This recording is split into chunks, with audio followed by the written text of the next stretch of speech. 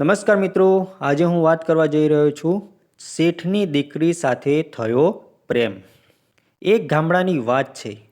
એક નાનું ગામ હતું જ્યાં જીવન ખૂબ જ સરળ પણ સંવેદનાથી ભરેલું હતું. ગામના મધ્યમાં એક મોટું મકાન ઊભું હતું, સફેદ રંગનું, ચારે બાજુ મજબૂત દિવાલો, અંદર ગાડીની છાયાવાળા પાંજરા અને બહાર દરવાજા પર મોટી ઘંટડી. આ મકાન ગામના સૌથી મોટા કરિયાણાના વેપારી શેઠ હરિપ્રસાદનું હતું. ગામમાં શેઠજી નામથી જ તેઓ ઓળખાતા. શેઠ ધંધામાં ખૂબ જ હોશિયાર હતા અને તેમની કરિયાણાની દુકાન ગામ પૂરતી જ નહીં પણ આસપાસના દસેક ગામડા માટે જીવનનો આધાર હતો. લોકો ત્યાંથી ચોખા, ઘઉં, તેલ, મીઠું અને જે ઘર માટે જરૂરી હોય તે બધું ખરીદતા. શેઠજીના મકાનમાં ઘણા નોકરો કામ કરતા હતા.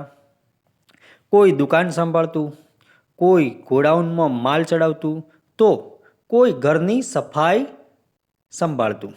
પણ આ મકાનનું સાચું સૌંદર્ય તો એક જ વ્યક્તિ હતી, શેઠની દીકરી રાધા. રાધા ગામની સૌથી સુંદર કન્યા હતી. તેની મોટી કાળી આંખોમાં એવો તેજ હતો કે કોઈ એકવાર જોવે તો વારંવાર તેને જોતો રહે. લાંબા કાળા વાળ, ગૌરવર્ણ ચહેરો, હોઠ પર હંમેશા ઝળહળતું સ્મિત અને વાતચીતમાં એવી મીઠાશ કે સાંભળનાર મંત્રમુગ્ધ થઈ જાય.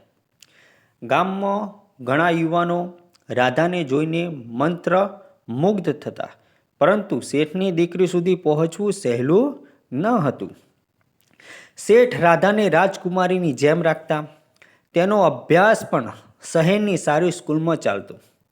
પણ છુટ્ટીઓમાં તે ગામડાની ગલીઓમાં સખીઓ સાથે રમતી, નદી કિનારે જઈને પાંદડા વહાવતી અને જીવનમાં આનંદ માણતી.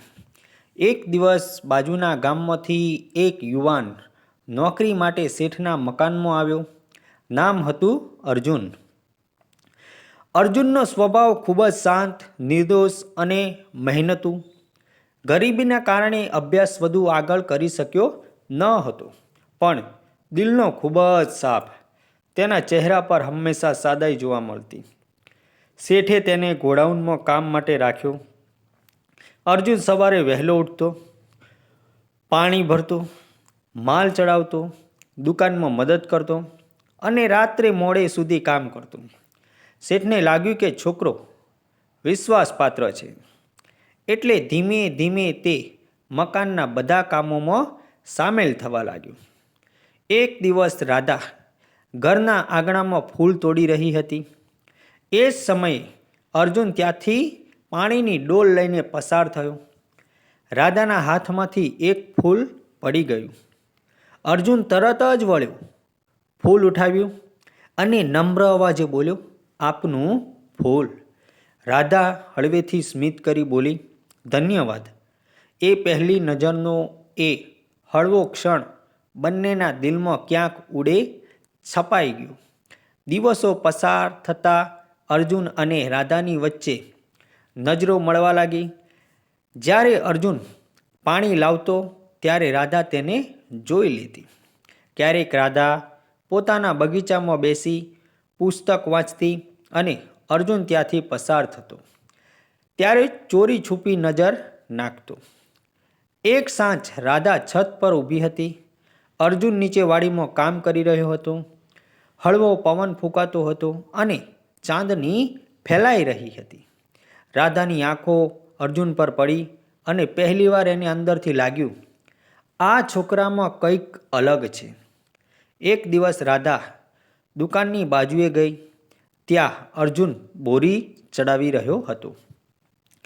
રાધાએ પૂછ્યું, તમે ક્યાંના છો? અર્જુને હળવેથી કહ્યું, હું બાજુના ગામનો છું. ગરીબીમાં જીવન પસાર થાય છે એટલે અહીં નોકરી કરવા આવ્યો છું. રાધાએ સંવેદના સાથે જોયું. પહેલી વાર બંનેની વચ્ચે સાચી વાતચીત થઈ. તે દિવસ પછી રાધા ક્યારેક ઈરાદાપૂર્વક દુકાનની બાજુએ આવતી, ક્યારેક પાણી પીવાના બહાને વાત કરતા, ક્યારેક નાનકડી મદદ માટે બોલાવતી. જેમ જેમ સમય પસાર થતો ગયો તેમ તેમ બંનેના દિલમાં પ્રેમના અંકુર ફૂટવા લાગ્યા. રાધાને અર્જુનની સાદાઈ ગમી ગઈ. એમાં લાલચ નહોતો, અભિમાન નહોતો, માત્ર નિષ્ઠા હતી. અર્જુનને પણ લાગ્યું કે રાધા માત્ર શેઠની દીકરી જ નહીં, પરંતુ એક દયાળુ અને મમતા ભરેલી વ્યક્તિ છે. એક દિવસ વરસાદ વરસતો હતો. આંગણે પાણી ભરાઈ ગયું હતું. અર્જુન છત્રી લઈને દુકાન તરફ દોડતો હતો. રાધા છત નીચે ઊભી હતી. અર્જુને તેને છત્રી આપી દીધી અને બોલ્યો, આપ ભીના ન થાઓ. રાધા એ વખતે કંઈ બોલી નહીં, પરંતુ તેની આંખોમાં આભારની ચમક હતી. એક ક્ષણે બંનેના દિલમાં પ્રેમ સ્પષ્ટ થઈ ગયો, પણ આ પ્રેમ સહેલો ન હતો. ગામમાં વાતો થવા લાગી. કોઈકને શંકા થવા લાગી કે શેઠની દીકરી નોકર સાથે વાત કરે છે. લોકો વચ્ચે કાણા કાણા થવા લાગ્યા. શેઠજીને પણ એક દિવસ ખબર પડી. તેઓ ગુસ્સે થઈ ગયા. મારી દીકરી શેઠની દીકરી અને તું એક નોકર, આ ક્યારેય શક્ય નથી. અર્જુનને શેઠના ઘરમાંથી કાઢી મૂકવામાં આવ્યો. અર્જુન ગામ છોડીને ચાલ્યો ગયો. રાધાની રાત્રે રડી રડીને આંખો સુકાઈ ગઈ. એને લાગ્યું કે તેનું જીવન ખાલી થઈ ગયું છે. ગામના લોકો માટે આ માત્ર કથા હતી, પરંતુ રાધા માટે તો એ દિલનો ટુકડો હતો. કેટલાક મહિના પછી ગામમાં દુષ્કાળ પડ્યો. દુકાનમાં અનાજ ઓછું પડવા લાગ્યું. ગામવાસીઓ ત્રાસમાં હતા. એ સમયે અર્જુન પાછો આવ્યો, પણ નોકર તરીકે નહીં. એણે પોતાના મહેનતથી બાજુના ગામમાં અનાજનો વેપાર શરૂ કર્યો હતો. હવે એ પોતાની મહેનતથી કંઈક ઊભું કરી શક્યો હતો. એ ગામમાં અનાજ લઈને આવ્યો અને સૌને મદદ કરી. શેઠજીને સમજાયું કે આ છોકરો માત્ર નોકર નથી, એમાં માણસાઈ, હિંમત અને સત્ય છે.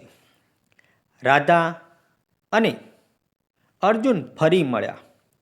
આ વખતે શેઠજીના આશીર્વાદ સાથે.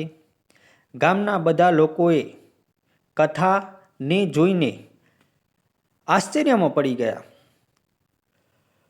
કારણ કે આ માત્ર પ્રેમ નહીં, પણ સચ્ચાઈ, સાદાઈ અને ધીરજનો વિજય હતો. રાધા અને અર્જુનનું લગ્ન થયું. આખું ગામ આનંદમાં ઝૂમી ઉઠ્યું. આ પ્રેમ કથા અમને શીખવે છે કે પ્રેમ કોઈ જાતિ, ધન અથવા સમાજના ભેદભાવમાં બંધાયેલો નથી.